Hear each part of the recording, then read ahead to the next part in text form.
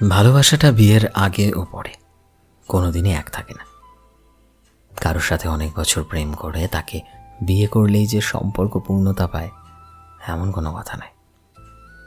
বাস্তব জীবন আসলে শুরু হয় বিয়ের পর থেকে, আর সেখান থেকে শুরু হয় তোমার রেসপন্সিবিলিটি, সমস্যা ও ধৈর্য শক্তি পরীক্ষা। বিয়ের আগে সম্পর্ক থাকে কল, মেসেজ, একে অপরের সাথে দেখা করা, কিছুটা মুহূর্ত সুন্দর করা, একদম সিনেমার মতো। কিন্তু বিয়ের পর আসে আসল বাস্তবতা, চাপ, দায়িত্ব, যেটাতে তুমি একে অপরকে আসলেই চিনতে শিখবে। তখনই প্রেম জিনিসটা জীবন থেকে শুরু হতে থাকে, আর জীবনে ভালোবাসা জিনিসটা উপলব্ধি করা যায়। আর এভাবেই কঠিন সময়ের মাঝে দিয়েই একে অপরের বন্ডিংটা আরো স্ট্রং হয়। আসলে জীবনে প্রেম করার জন্য অনেক মানুষ আসলেও বিয়ে করার জন্য সেই মানুষটাকেই বেছে নিতে হয়, যে তোমার হাত ধরে জীবনভর থেকে যেতে চায়।